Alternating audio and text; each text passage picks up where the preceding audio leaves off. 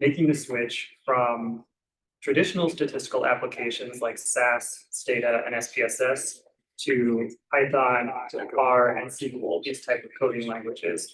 So is this a switch that you should consider making, and what might it look like if you do?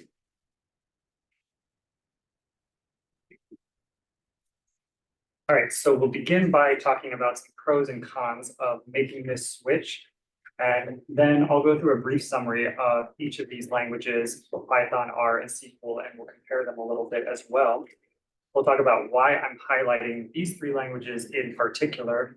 And then I'll give you a bit of a preview of what it would look like to get set up to start working in these languages. And then finally, we'll cover some resources that you have available for training and support if you decide to start learning one or more of these languages. So we'll begin with some pros and cons, and let's start with the cons. So it's true that if you decide to start learning one of these languages, it probably will not be an easy transition to make. So it can be daunting having to leave behind all of the methods that you've grown comfortable with using on your current software and all the resources that you've developed for using those methods over time. The idea of having to then dive into a new language like Python, R, or SQL, and then keep up with new developments in that language as they come out, that can sound like a lot, and it can be a lot sometimes. So these are legitimate concerns. So you would be facing a big learning curve then if you decide to start working in one of these languages. So that is a cost to you in terms of time and energy. And of course, it can just be a little unpleasant sometimes when you're struggling to do things that you could do pretty easily in some other system that you are already used to. And finally, it is true that there are some people and groups and systems that still do use SAS, STATA, and SPSS. But the question that you do need to consider is for how long. So I know other researchers and other systems that still use these applications, but I also know that many of them are actively planning to move away from using these in the next couple of years. So that's something worth considering as well. So if these are some of the costs that you would incur with making this switch, what about some of the benefits? Now, I have a little note before I launch into this slide here, but it will apply to some other slides I talk about as well, where in this talk, I'm going to be focusing on the big picture ideas. So I'm going to make some generalizations. So it's true that Python, R, and SQL are different languages. They have somewhat different functions and somewhat different benefits, but we're not going to focus on those nuanced details on some of the slides like this one, but just some general comments.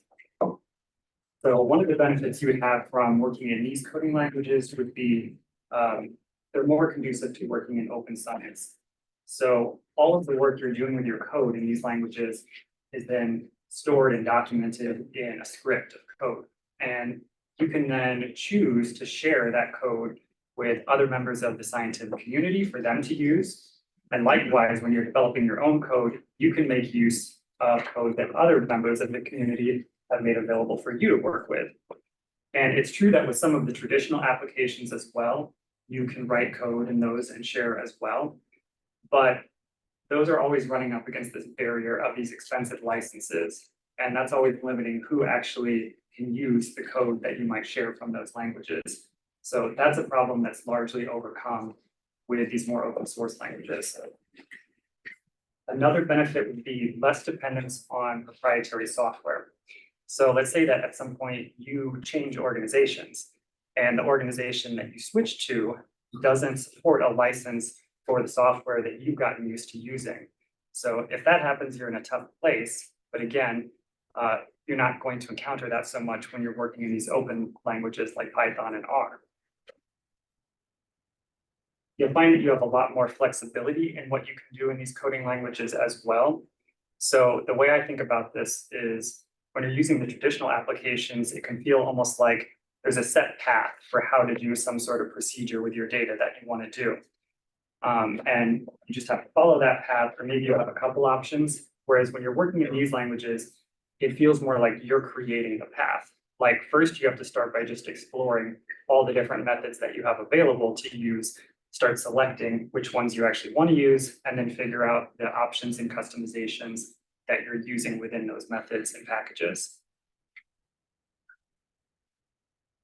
Now, each one of these languages has a huge community of users, and this really comes with a host of benefits. So you know that when you're using these languages, there are huge efforts being put into developing and maintaining the functionality of these languages, and also regular effort being put into resources to help users of these languages.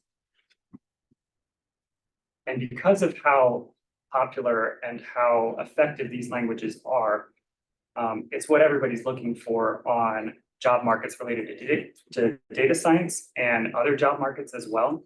So if you're interested in looking for jobs where you're going to be doing data science work, or you'll even just be interacting with people doing that sort of work, skills in these coding languages are things that people are going to want to see on your resume. So they're very valuable in that way too. And then the last thing I'm going to note here is if you think you might be interested in some point in getting into some of the more cutting edge applications of data science, like big data and cloud computing, machine learning, AI kind of work, these are the languages that are going to help you break into that. So these would be the skills you would need to get you started in that way. All right, so we've gone through some pros and cons, and then I just have kind of a list of additional observations here to leave you with for what you might expect if you're transitioning from SAS data, SPSS to Python, R, or SQL. And these come from my own experience. So I did start out working in SPSS as an undergrad. I did a little bit with SAS as well, but not too much. But then over time, I just transitioned more and more into Python and R, and recently SQL as well. And I've used some other coding languages along the way too. So this first one might be a little more obvious, but you might experience going from using a graphical user interface where you're pointing and clicking your way through the procedures that you need to do to more strictly writing code with these languages. And again, it's true that with some of these traditional apps, you can write code in those as well. And if that's something you've been doing, this transition might be all the easier. But I certainly know a lot of users that rely heavily on pointing and clicking through the procedures for their data. And this one might not be quite as obvious at first. So I found that when I'm working in those traditional apps, of course, you want to know something about the statistics that you're doing, but what you really need is a knowledge of how to use that particular software. Whereas when you start working with these languages, you find that you actually need to know a little bit more just about how computers work more broadly. And that can seem a little daunting at first, but it's also very valuable knowledge to have in the long run. I mentioned this one already, where it can be more like you have a way to do something or a small set of options on how to do something in your current software. And then going to these open coding languages, it'll feel more like you're exploring among a lot of different options to achieve what you want to do. And one of the main examples of that type of flexibility comes in the graphical output. So when you're using these apps, you might have just a little bit or really almost no flexibility to customize the plots and figures that you make that those software produce. Whereas when you're creating figures in R or Python, it might feel like an overwhelming amount of customization that's available to you when you're trying to create figures at first. And of course, you can deal with some black boxes sometimes with these traditional apps where even if you look at their documentation, for some procedure you need to use or analysis you need to run, you may not be able to know all the details of exactly how that software is working under the hood. And that's not something that you really have to deal with so much in Python or in R, because even if you use some R library, let's say, and the documentation for that library is a little bit lacking, that can certainly happen. If you really need to, you can always dig into the source code for that library. You can read the code itself. You could try to figure out what it's doing if you really need to. So overall, I would say you're likely to experience some version of this emotional roller coaster if you decide to make this switch, where you start out feeling maybe like a competent working professional. And then as you start to use your new language, you have to descend into newborn giraffe learning to walk territory. And it can be very frustrating for a while. struggling to get anything to work and just face planting left and right. But as you do start to get things to work, many people find it very gratifying picking up these skills in a new language. So it can give you a lot of accomplishment as well. All right, so I'm going to turn now to just briefly introducing each one of these languages in turn, and we'll talk about some comparisons between them as well. So starting with Python, this is going to be the most versatile language of these three. It's considered the most general purpose. It's extremely popular, and one of the reasons for its popularity is that Python was designed specifically to be easy to read and to write. And because of that, it's also considered one of the easiest programming languages that you can learn. So oftentimes, I think it's considered the language of choice if it's going to be your first coding language that you're getting into. It is an open source language, and this means that it will come with those benefits that I talked about related to transparency and to open science.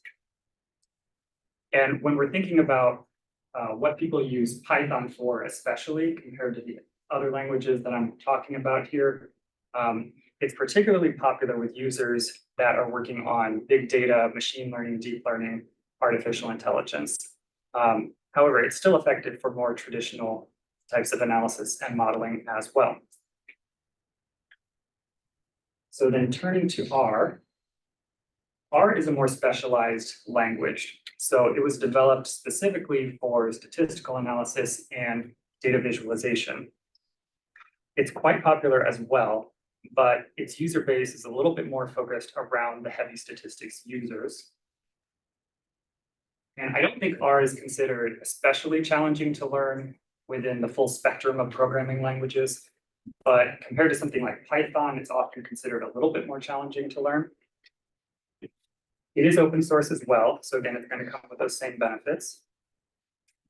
And R is really going to be the language of choice when you need to do some kind of complex statistical work. And then finally, looking at SQL. So SQL is a much older language than Python or R, and it's actually a different type of programming language. So SQL was originally designed to work with relational databases. And these are data structures that are used by organizations who need to work with and maintain very large tables of data. And so if you've worked mainly in academia, you might not be as familiar with this concept, but these are ubiquitous in the business world. And so the primary use of SQL has been with these relational databases, and SQL then gets implemented in these systems called relational database management systems, or RDBMSs. But because SQL is so widely used and known and effective and optimized, it's recently been repurposed to be foundational in modern big data cloud computing systems as well. So it's really found this new life in a lot of modern data science work too. SQL is smaller in scope as a language compared to Python and R, so it doesn't do as many things. Because of that, there's just not as much to the language, and it is considered pretty easy to learn. But I'm just noting here again that it's a very different language to Python and R, so if you've learned some coding language before and you look at SQL, it could look really different than what you're used to seeing at first. So in terms of what it gets used for, it's mainly data management and manipulation. In the process of that manipulation, it can do some basic kind of descriptive analysis as well, but it's not something you use mainly for analysis and certainly not for modeling. And to the question of open source, for SQL, it's a little bit more complicated. So like I said, SQL gets implemented in these RDBMSs, and there are different companies and different groups that have these RDBMS products. And when they implement SQL in their product, they often tend to customize how it gets implemented a little bit. So that leads to all these variations in the SQL language across products, and these are known as SQL dialects. It's not as bad as it may sound. There is some effort to try to keep some standardization across these dialects. So because of that, if you were to learn one and had to move to another system that uses a different dialect, it's not going to be too bad to make that transition. But some of these RDBMSs are open source, but many of them are proprietary. So this one's a little bit more mixed in that way. All right, so a question a lot of people have when it comes to learning a new language is, what are the most popular programming languages? Because maybe they want to use that to decide which languages do I want to learn or which language do I want to start with? And answering this question, it turns out to be pretty tricky just because there's not really a great source of data or kind of comparing these, but people have tried to do this in different ways. And when I looked into some of the methods, I actually didn't really love a lot of methods that have been done for this. But I'll show you one of them that I liked a little bit more, and that's called the Popularity of Programming Language Index. And it's pretty simple, this approach. They just tried to compare the number of Google searches for tutorials for each of the languages over the past 6 months. And this index tracks 29 languages at the moment. I'm just showing you the top 25 here. And when you see that share percentage there, that just means they totaled up all of the Google searches for all 29 languages in the index, and they're showing you what percentage were for that particular language on that row out of the total. So I'm highlighting where Python and R fall here. And then unfortunately, they're not tracking SQL in this list, but the method is simple enough. I was able to follow their method and get a quick estimate of where SQL would fall relative to these others. So not showing up right here, but it's where you see the text, not where you see the arrow in this case. So what we can see here is that not only is Python in the leading position, but it's by a landslide. And Python has been popular for many years, but it's really only taken over this #1 spot in really kind of the last handful of years. But ever since then, it's just continued to increase its dominance. And then, as I was talking about before, SQL is so widely used in industry, it's not surprising that we see it very high up on the list as well. And then R is a little bit lower down, but still pretty high up. And again, that really makes sense with what we talked about, where R is a more specialized language focused around statistics specifically compared to these other ones. Now, I was actually able to use this method to come up with quick estimates for the traditional statistical apps we're talking about as well. So I'm showing those on here. Again, the formatting got a little bit wonky for most of them, but we can see that SPSS is by far the most popular out of these three with this given metric at least. But still, that one is only at a fraction of where R is at. And then SAS and STATA much lower down on the list. All right, I've got one last comparison to show you here between these languages. And for this one, I'll be comparing them in terms of their functions. What do people actually use them for? And I will just reiterate my note for this slide that I'm doing big picture generalizations here. So we're not worried about exact nuances. But I'll show you this comparison by way of a sort of Venn diagram. So let's say that this shape here represents all the things that Python gets used for. And then this shape would be everything that R gets used for, and this shape for SQL.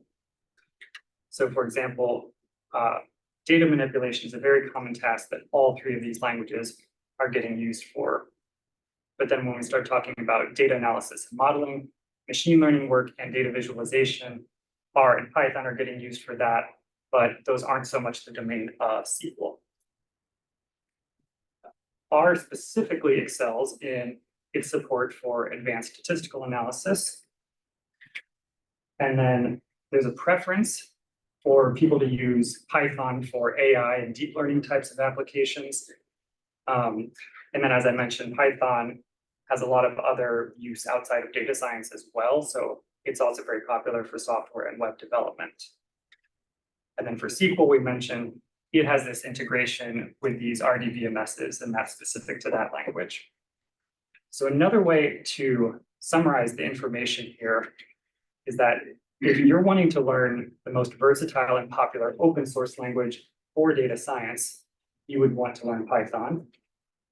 If you want to do advanced statistical analysis and modeling in an open source language, that would be a motivation for you to learn R. And if you need to work with relational databases or big data cloud computing platforms for data science, that would be a reason why you might want to start learning SQL. Okay, so why have I been focusing on these three languages specifically? The simplest answer to that question is that these are the languages that our group, the Trax Data Science Lab, uses to do our data science work. And more specifically, Python and SQL are absolutely essential to all of the work that we do. Many of the systems that we use also support R, so that's another option that we can use in many cases. And some people in our lab do like to work in R just because they have more experience in that language. But I could press the question further and say, why are these the languages that our group uses? And that's because these are the languages that are most popular for collaborative and big data science platforms currently, like many of the ones that we interact with. So for example, we do a lot of work with the National COVID Cohort Collaborative. So if you want to access their data enclave because you want to work with and analyze all these COVID data, these are the three languages you're going to have access to in there to do your analysis. Databricks is a really big data science platform right now, a cloud computing data science platform. It integrates with all three of the major cloud computing providers, Microsoft, Amazon, and Google. And once again, these are the languages you would have access to if you're working in that platform to do your work. Similarly, Microsoft has been developing its big platform for data engineering and analytics and data science, which is called Fabric. Once again, these are the languages you have access to in that platform. And then finally, on a more local scale, our department, in collaboration with Renzi, has been developing this data enclave called Ordered. And this enclave will allow researchers to directly access and analyze UNC Health EHR data. So if you are to access, and this platform is in its pilot phase right now, just FYI. But if you use this platform, once again, these are the three languages you have as your options for how you're going to access and interact with the data. All right, so I'm going to turn now to giving you a bit of a preview of what it takes to actually get set up to work with these three languages. So we'll start with Python. And the first thing to determine is, do you just need to use Python on some existing system where it's already integrated, or do you want your own Python setup? And if it's the former, it's just a matter of determining how you actually access and use Python on that system. And if it's the latter, one thing you might consider is, at this point, do you just need a simple, ready-to-use Python setup that you can just use for practice and training? If that's the case, I'd recommend you consider a free cloud IDE for Python. So I note at the bottom of the slide here, IDE is Integrated Development Environment. And all that means is it's an application that just has a bunch of tools to make coding in that language easier and more efficient. So these basic free cloud IDEs mean you can just go to a website, essentially. They already have a Python setup built into there, and you can just start doing your coding right from that website, essentially. And if you want to do that, I would recommend checking out Kaggle.com. Kaggle is a free online platform that's specifically for developing data science skills.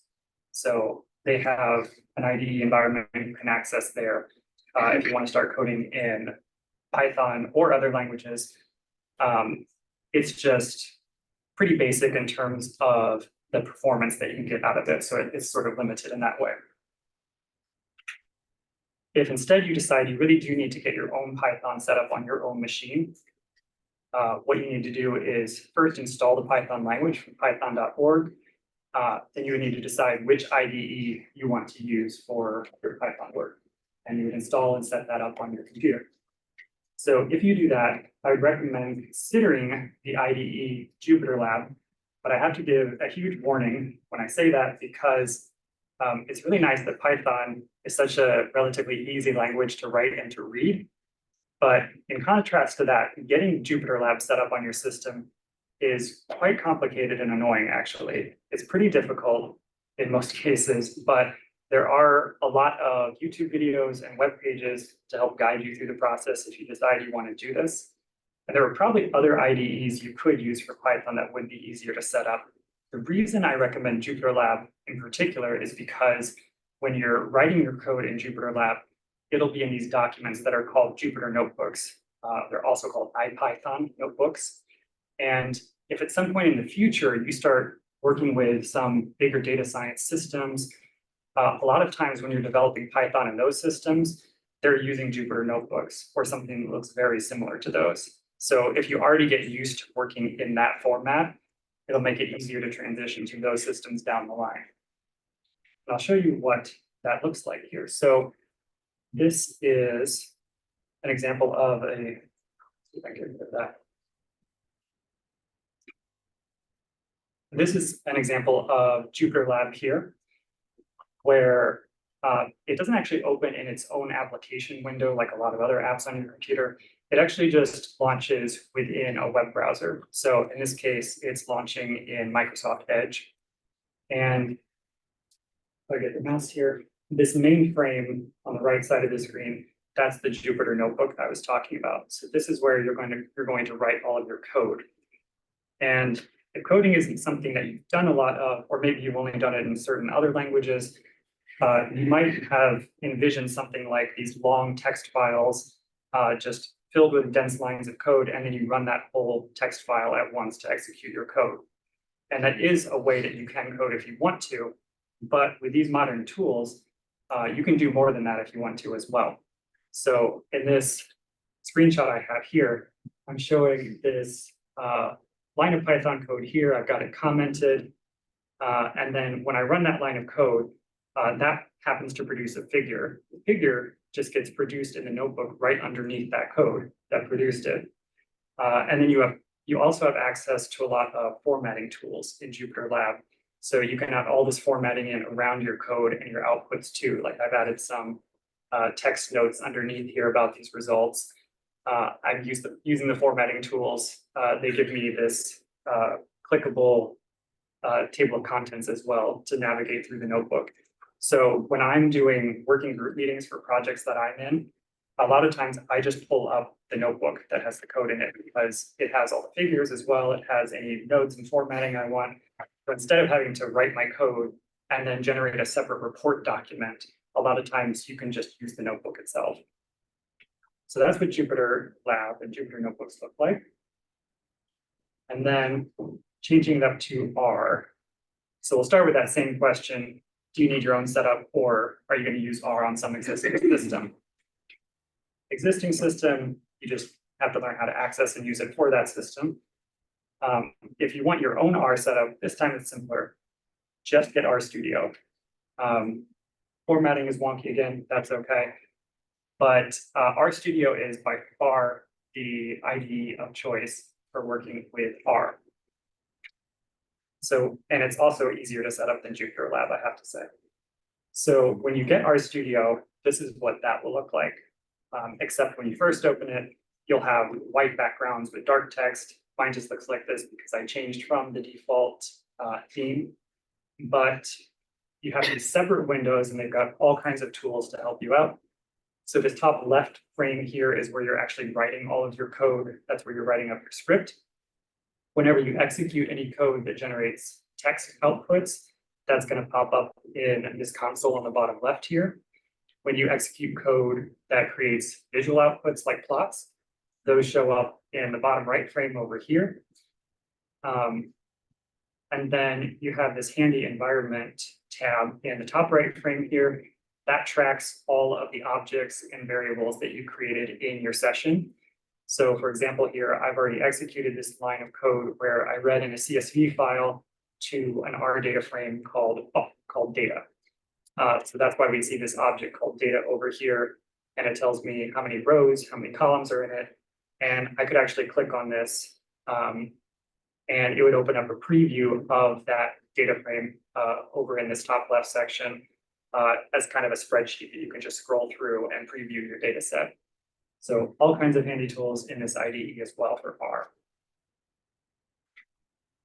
Now for SQL, we're going to get even more simple. If you need to use SQL, you are planning to use a system where SQL is already integrated into it. If you were needing to develop a SQL database or warehouse from the ground up, you have definitely wandered into the wrong seminar.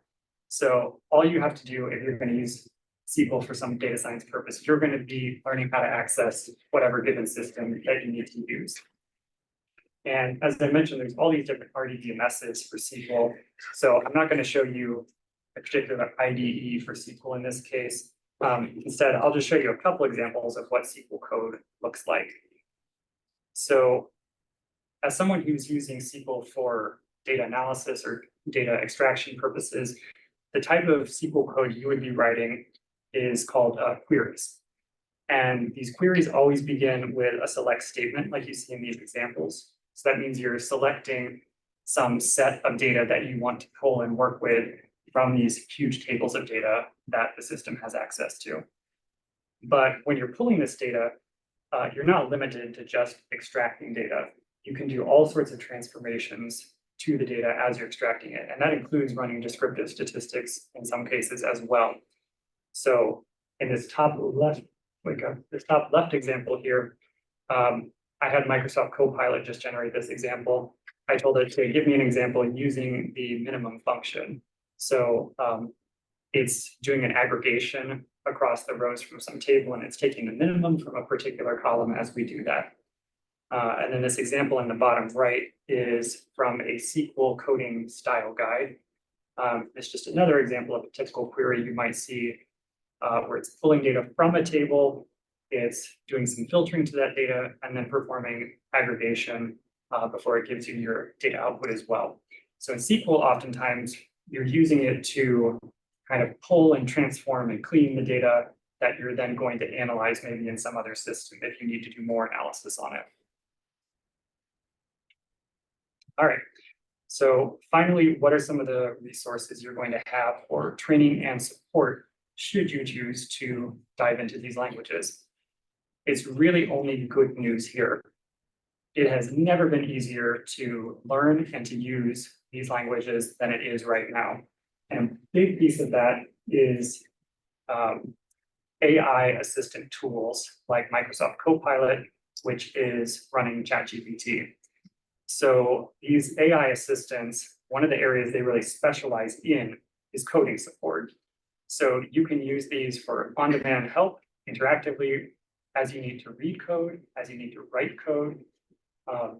And they're so effective at this that it's pretty easy to use them as a crutch and procrastinate on really learning the language that you're using. I would, of course, recommend against that. It's important for you to understand what the code is doing and how it works. But whereas in the past, when we're writing in these languages, we may have to regularly reference the syntax documents for all of the libraries we're using, slowly troubleshoot our code that way. Now you can do this so much faster using an AI assistant like Copilot. And if you are a member of the UNC community, you have access to Microsoft Copilot. So if you want more traditional courses, of course, you can get those as well. So Kaggle, which I've mentioned before, they have some short form kind of self-guided courses that you can do asynchronously. A lot of people post full courses on YouTube. I've used several of those. And then you can find more traditional online courses for free on Coursera and edX. And coding languages are a very popular course topic on sites like that. If you need help with more specific topics, Kaggle does have some tutorials you could use as well. So Kaggle's a very user community driven kind of resource. So what's available on there, it just depends on what users have posted to it. Similarly with YouTube, if you haven't tried to use YouTube for coding purposes before, you might not know, but coding is an extremely popular topic for YouTube videos. So you can find YouTube videos on just about any coding topic you might need. Quality will vary, of course. And then if you just need a place to practice and train on your coding, Again, we've talked about the free cloud IDE Kaggle, but another website I want to highlight is Code Wars. And it's not the only website like this. And I should mention that obviously there are many other resources than the ones I'm listing on here. These are just some that I have more experience with and that I recommend. But with Code Wars, this site has little coding challenge problems, and each one of them is graded for difficulty. So you can go to the site, choose which language you want to practice, and then start with the easy challenges for that language and then work your way up if you want to. So there's a little IDE sort of built right into the website. So you can write your code in there and you submit it, and it checks whether it passes as a solution for that challenge. And when you develop your solution that passes the checks, one of the really big advantages of Code Wars is you can look at all the solutions that other people, other users have submitted to the same challenge. And this is really valuable for helping you learn the language quickly. If you can see all the different ways to accomplish the same thing in that language, maybe optimizations that you didn't spot at first. So it's very helpful to learn these languages. So to wrap up, you should learn to use Python or SQL and Python or R, and then possibly SQL, if you need to do work with modern data science systems, like cloud computing data science systems. If you want to commit to open science practices, like we talked about at the beginning. If you're interested in diving into AI and machine learning work at some point, again, these are languages that are really going to help you break into those areas. If you might be applying for jobs that relate to data science work in any way in the future, these are languages that people are going to be looking for on your resume skills. And then, of course, if you may be in danger of losing access to your current statistical software at some point, these would be languages you might want to learn. And if you do that, what you can expect is an unfortunately steep learning curve, but also an abundance of learning resources. And as I've touched on, what you might find with these languages, that it will feel a little different, more like creating a path and exploring to generate your procedures for your code, for your data, rather than just following from sort of a preset path options. And in terms of which languages you might want to focus on, we discussed that that'll depend on what work you need to do, whether you need to interact with existing systems, and what languages then are supported on those systems. So with that, thank you very much for your attention, and we'll turn to any questions that we have.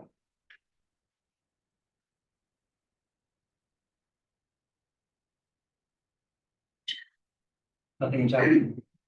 We'll just get that moving. Yeah. Hi, I'm Matthew in the School of Medicine. This has been really helpful. Thank you. So I've tried both Python and R. And one of the questions I had regarding the Jupyter Notebook is it seems like it is being accessed via the web. And so my concern is always using data and its privacy versus like R, which seems like it's all contained on my, School of Medicine computer. Mm-hmm. Are there concerns regarding, say it's a data set that does have an identifier or two? Are there policies or are there things we should be mindful of as to reasons for not using a Jupyter and some other IDE or something? Yeah, so when it comes to Jupyter Lab specifically, I think I know what you're referring to, and I think it's actually just an unfortunate consequence for how the application runs, where it just looks like it's having that concern, but it's not actually a concern. So because Jupyter Lab launches in a web browser, that's what makes it look like it's kind of working through the internet, but it's actually not. So even though it's using the browser, it's not actually connecting to the web to do any of its work. It's actually just linking to this sort of specific Jupyter server that it's creating on your own machine. So it's not actually going online to do anything. Awesome. Yeah, thank you.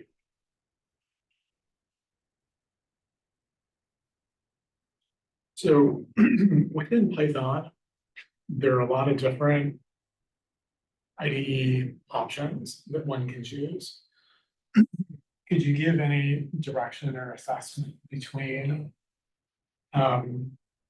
like pros or cons of if somebody were to go out and to just look at, like, I'm going to install Python, looking at Anaconda versus Miniconda versus pure Python paired to Jupyter? Python gets a little complicated in that way. Like I said, it's nice to write in, but a little complicated to get set up sometimes. Partly because there are so many options for these IDEs. So as I said during the talk, I do recommend Jupyter Lab just because it's so nice to get used to working in Jupyter notebooks for other systems that you might use Python in the future. But some of the things you mentioned, like Anaconda, that's not even a mutually exclusive option with Jupyter Lab. So yeah, it gets kind of complicated, but sometimes when you install Anaconda, that's going to come with a specific version of Python with it. And that's all right, unless maybe you need a more recent version than what comes with it. But it also brings up this, actually, before I say that, I'll just say that a lot of these IDEs offer very similar tools. So sometimes the packaging of what they look like in the window is a little bit different, but it's a lot of the same tools and functionality under the hood.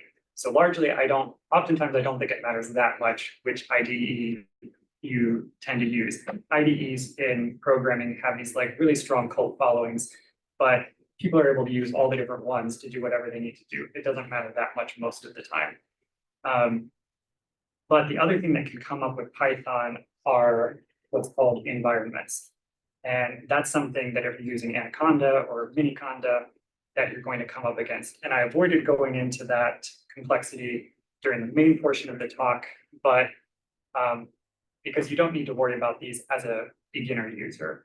But if you get to using Python for a little bit longer and you're really doing a lot of work in it, you might find that you would really like to have multiple custom set up Python environments that you work in.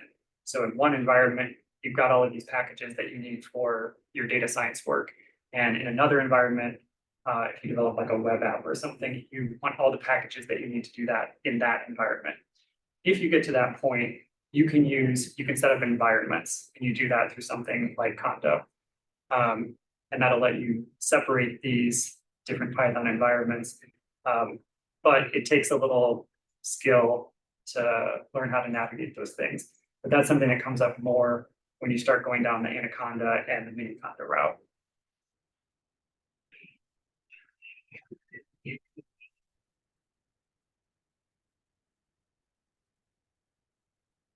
Any other questions? How about performance differences between R and Python? And something to think about if you're trying to decide from scratch what language you can choose either. What language should I pick to focus on? Yeah. So this hasn't been a concern that I really had to worry about too much yet. Both Python and R are kind of at similar levels of abstraction as programming languages. So I know that Python is sort of breaking everything down into C programming language under the hood, I believe. And for R, it's a little bit more mixed what it's doing. But those are the sort of considerations that can affect performance when performance really becomes a salient concern. I don't know of drastic differences between Python and R, I guess, in terms of which one you really want to choose. Sometimes it could come down to the specific package or a specific code library that you're planning to use in Python or R. One of them might be written more efficiently than the other. So that can maybe even come down to being a bigger influence on performance than the overall language choice. I don't know if you have other thoughts. I mean, R is kind of notorious for being single thread, like from the ground up. So parallelism across R is typically slower and clunkier than what exists in Python, which is I mean, I've never looked at the source code, but supposedly Python is grounded up to be much more focused on like multi-thread. And much more capable of parallel throughput. Yeah, I think that scales up to like some of the more modern data science or just applications and platforms that we look at where R is maybe available, but it's sort of considered secondary to Python on it. So if you think about like scaling all the way up to something like Spark, like there are APIs for using R on Spark, but there's not really like an R language for Spark. Whereas PySpark exists specifically for Spark. And part of my understanding is that because like natively, Python is more capable of accessing like multi-threading to the distribution of the cluster in Spark compared to something like R. Yeah, that can very well be the case. Certainly, yeah, when you get all the way to scaling up to big data platforms, like we use, then you will find a lot more native support for Python versus R. And yeah, that's probably because of the issues that you mentioned.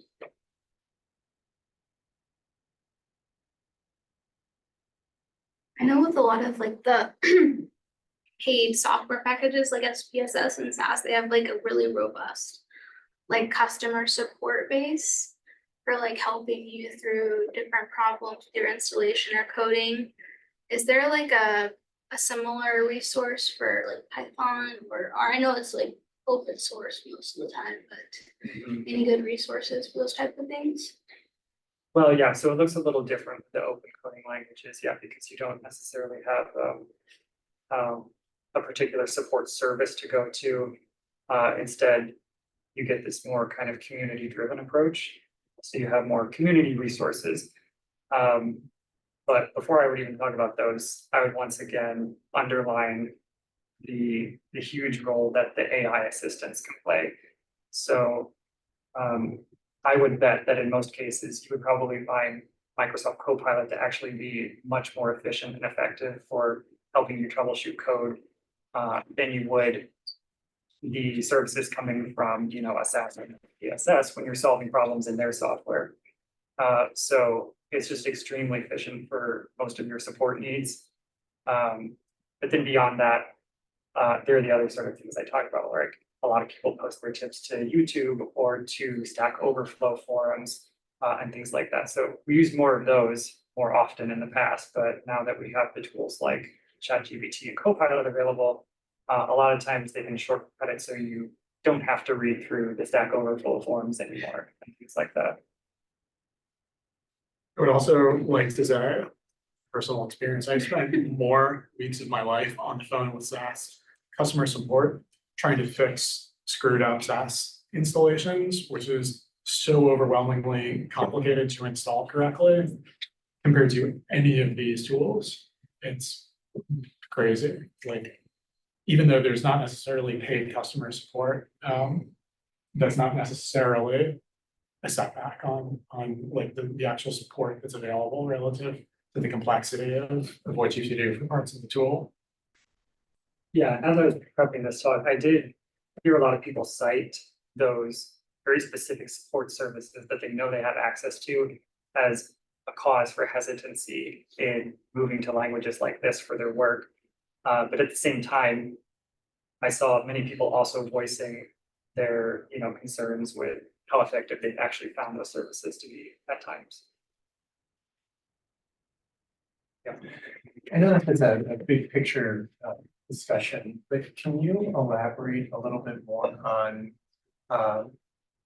SQL? It's something I'm really not familiar with, and I find that like data, transformation and processing with R seems to be pretty robust. I'm really interested and curious what differentiates SQL and what that might look like at a little bit more granular level. Sure.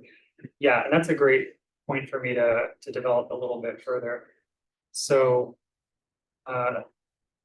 in most cases, if the data source that you're working with is not already stored in some environment that mandates SQL, like a SQL database or a warehouse, then there's no reason that you would, try to spin up access to some SQL system to then use SQL to work with that data.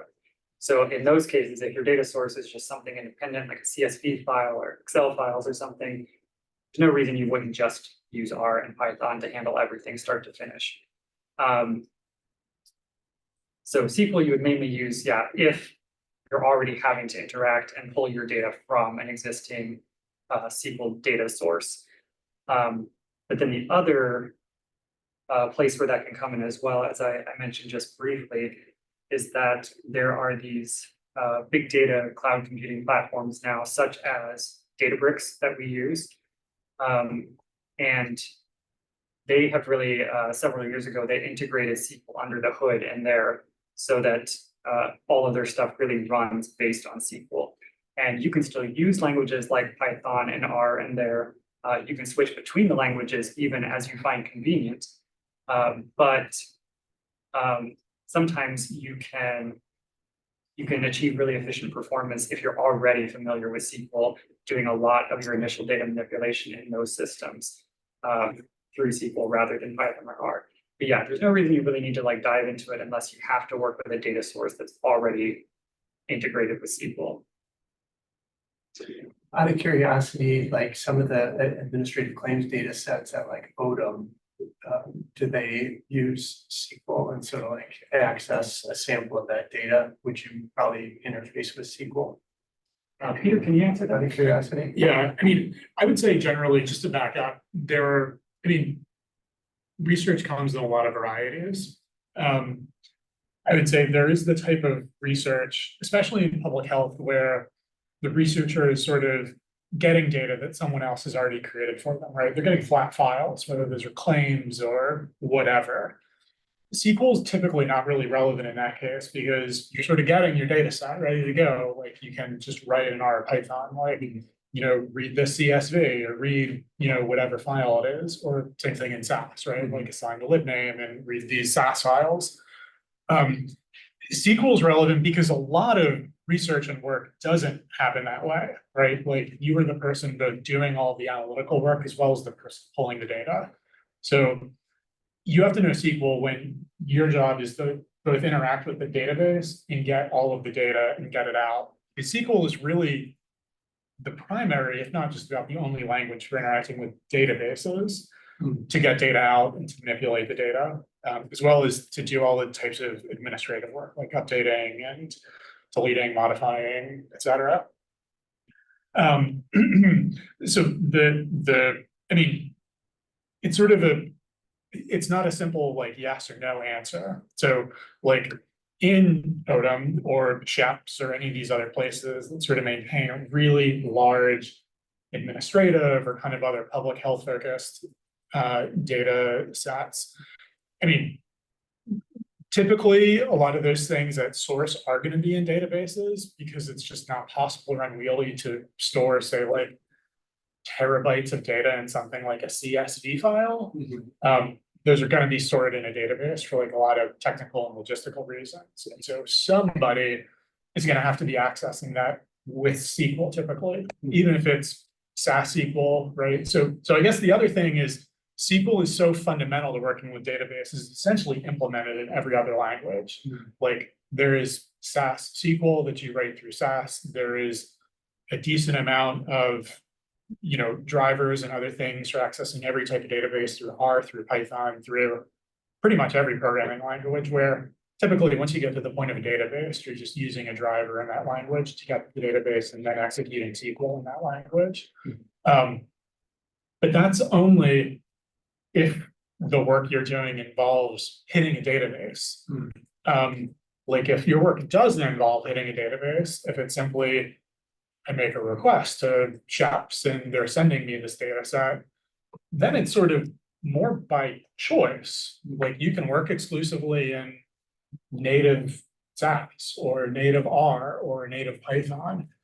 Some people choose to still use SQL because I will say this is somewhat subjective, but I would say that SQL is just about the simplest like data modification language that exists.